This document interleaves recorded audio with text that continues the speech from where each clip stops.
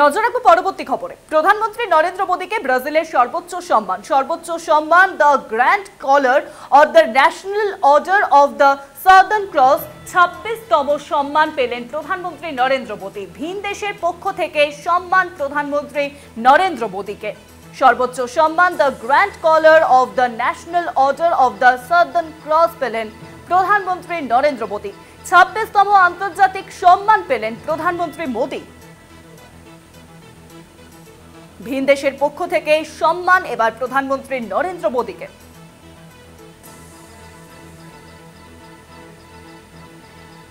আর বিষয়ে আরো জানাবেন, ফোন লাইনের সঙ্গে রয়েছেন আমাদের বিশেষ প্রতিনিধি অঞ্জন রায়। অঞ্জনদা, প্রধানমন্ত্রী নরেন্দ্র মোদীকে ব্রাজিলের তরফ থেকে সর্বোচ্চ সম্মান, বিস্তারিত জানান।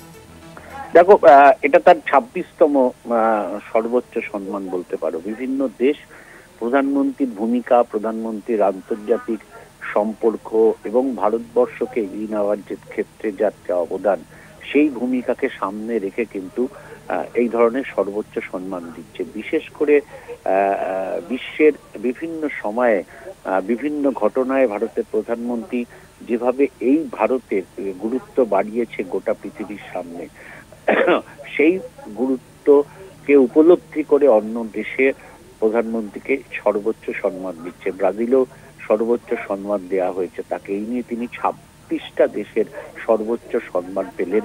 এর আগে ভারতবর্ষের কোনো প্রধানমন্ত্রী অন্য দেশের এতগুলো সম্মান পায়নি।